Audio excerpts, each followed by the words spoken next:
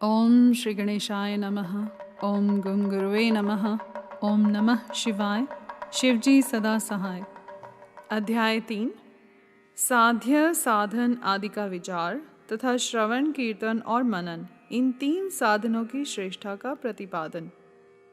व्यास जी कहते हैं, सूत जी का यह वचन सुनकर वे सब महर्षि बोले, अब आप हमें वेदांत सार सर्वस्वरूप अद्भुत शिव पुराण की कथा सुनाइए। सूत जी ने कहा, आप सब महर्षिगण रोग शोक से रहित कल्याण में भगवान शिव का स्मरण करके पुराण प्रवर शिव पुराण की जो वेद के सार तत्व से प्रकट हुआ है कथा सुनिए। शिव पुराण में भक्ति, ज्ञान और वैराग्य, इन तीनों का प्रीतिपूर्वक गान किया गया है और वेदांत वेद्य सधस्थु का विशेष रूप से वर्णन है। इस वर्तमान कल्प में जब सृष्टि कर्म आरंभ हुआ था, उन दिनों 6 कुलों के महर्षि परस्पर वाद विवाद करते हुए कहने लगे, अमुक वस्तु सबसे उत्कृष्ट है और अमुक नहीं। उनके इस विवाद ने अत्यंत महान रूप धारण कर लिया। तब वे सब के सब अपनी शंका के समाधान के लिए सृष्टिकर्ता अविनाशी ब्रह्मा जी के पास गए और हाथ जोड़कर विनय भरी वाणी में बोले, प्रभु, आप संपूर्ण जगत को धारण पोषण करने वाले तथा समस्त कारणों के भी कारण हैं। हम यह जानना चाहते हैं कि संपूर्ण तत्वों से परे परात्पर पुराण पुरुष कौन है। ब्रह्मा जी ने कहा, जहाँ से मन सहित वाणी उन्हें न पाकर लौट आती है तथा जिनसे ब्रह्मा विष्णु रुद्र और इंद्र आदि से युक्त यह संपूर्ण जगत समस्त भूतों एवं इंद्रियों के साथ पहले प्रकट हुआ है, वे ही ये देव महादेव सर्वज्ञ एवं संपूर्ण जगत के स्वामी हैं। ये ही सबसे उत्कृष्ट हैं। भक्ति से भी इनका साक्षात्कार होता है, दूसरे किसी उपाय से कहीं इनका दर्शन नहीं होता। रुद्र, हरि, हर तथा अन्य देवेश्वर सदा उत्तम भक्ति भाव से उनका दर्शन करना चाहते हैं। भगवान शिव में भक्ति होने से मनुष्य संसार बंधन से मुक्त हो जाता है। देवता के कृपा प्रसाद से उनमें भक्ति होती है और भक्ति से देवता का कृपा प्रसाद प्राप्त होता है। ठीक उसी तरह जैसे यहाँ अंकुर से बीज और बीज से अंकुर पैदा होता है, इसीलिए तुम सब ब्रह्म ऋषि भगवान शंकर का कृपा प्रसाद प्राप्त करने के लिए भूतल पर जाकर वहाँ सहस्रों वर्षों तक चालू रहने वाले एक विशाल यज्ञ का आयोजन करो। इन यज्ञपति भगवान शिव की ही कृपा से वेदोक्त विद्या के सारभूत साध्य साधन का ज्ञान होता है। शिव पद की प्राप्ति ही साध्य है, उनकी सेवा ही साधन है तथा उनके प्रसाद से जो नित्य नैमित्तिक आदि फलों की ओर से निस्पृह होता है, वही साधक है। वेदोक्त कर्म का अनुष्ठान करके उसके महान फल को भगवान शिव के चरणों में समर्पित कर देना ही परमेश्वर पद की प्राप्ति है। वही सालोक्य आदि क्रम से प्राप्त होने वाली मुक्ति है। उन पुरुषों की भक्ति के अनुसार उन सबको उत्कृष्ट फल की प्राप्ति होती है। उस भक्ति के साधन अनेक प्रकार के हैं, जिसका साक्षात महेश्वर ने ही प्रतिपादन किया है। उनमें से सारभूत साधन को संक्षिप्त करके मैं बता रहा हूँ। कान से भगवान के नाम, गुण और लीलाओं का श्रवण, वाणी द्वारा उनका कीर्तन तथा मन के द्वारा उनका मनन, इन तीनों को महान साधन कहा गया है।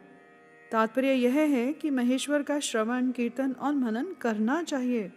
यह श्रुति का वाक्य हम सब के लिए प्रमाणभूत है।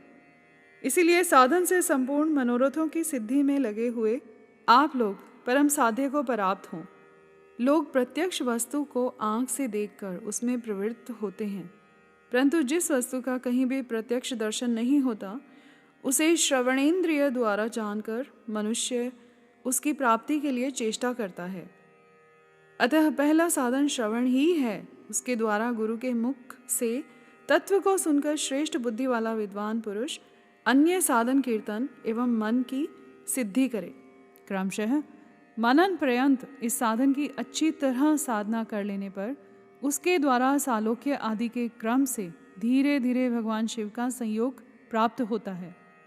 पहले सारे अंगों के रोग नष्ट हो जाते हैं, फिर सब प्रकार का अलौकिक आनंद भी विलीन हो जाता है।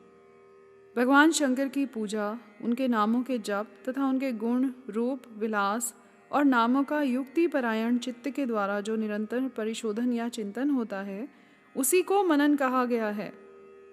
वह महेश्वर की कृपा दृष्टि से उपलब्ध होता है। उसे समस्त श्रेष्ठ साधनों में प्रधान या प्रमुख कहा गया है। सूत जी कहते हैं, मुनीश्वरों, इस साधन का महात्म्य बताने के प्रसंग से मैं आप लोगों के लिए एक प्राचीन वृतांत का वर्णन करूंगा। उसे ध्यान देकर आप सुने। पहले की बात है, पराशर मुनि के पुत्र मेरे गुरु व्यास देव जी सरस्वती नदी के सुंदर तट पर तपस्या कर रहे थे। एक दिन सूर्य तुल्य तेजस्वी विमान से यात्रा करते हुए भगवान संत कुमार अकस्मात वहां जा पहुंचे। उन्होंने मेरे गुरु को वहां देखा। वे ध्यान में मग्न थे। उससे जागने पर उन्होंने ब्रह्मपुत्र संत कुमार जी को अपने सामने उपस्थित देखा। देखकर वे बड़े वेग से उठे और उनके चरणों में प्रणाम करके मुनि ने उन्हें अर्घ्य दिया और देवताओं के बैठने योग्य आसन भी अर्पित किया। तब प्रसन्न हुए भगवान संत कुमार विनीत भाव से खड़े हुए और व्यास जी से गंभीर वाणी में बोले, मुने, तुम सत्य वस्तु का चिंतन करो। वह सत्य पदार्थ भगवान शिव ही हैं जो तुम्हारे साक्षात्कार के विषय होंगे। भगवान शंकर का श्रवण, कीर्तन, मनन, ये 3 महत्तर साधन कहे गए हैं। ये तीनों ही वेद सम्मत हैं। पूर्व काल में मैं दूसरे साधनों के संभ्रम में पड़कर घूमता घामता मंदराचल पर जा पहुंचा और वहां तपस्या करने लगा। तदंतर महेश्वर शिव की आज्ञा से भगवान नंदिकेश्वर वहां आए। उनकी मुझ पर बड़ी दया थी। वे सबके साक्षी तथा शिव गुणों के स्वामी भगवान नंदिकेश्वर मुझे स्नेहपूर्वक मुक्ति का उत्तम साधन बताते हुए बोले, भगवान शंकर का श्रवण, कीर्तन और मनन, ये तीनों साधन वेद सम्मत हैं और मुक्ति के साक्षात कारण हैं। यह बात स्वयं भगवान शिव ने मुझसे कही है। अतः ब्राह्मण, तुम श्रवण आदि तीनों साधनों का ही अनुष्ठान करो। व्यास जी से बारंबार ऐसा कहकर अनुगामियों सहित ब्रह्मपुत्र संत कुमार परम सुंदर ब्रह्मधाम को चले गए। इस प्रकार पूर्व काल के इस उत्तम वृतांत का मैंने संक्षेप में वर्णन किया।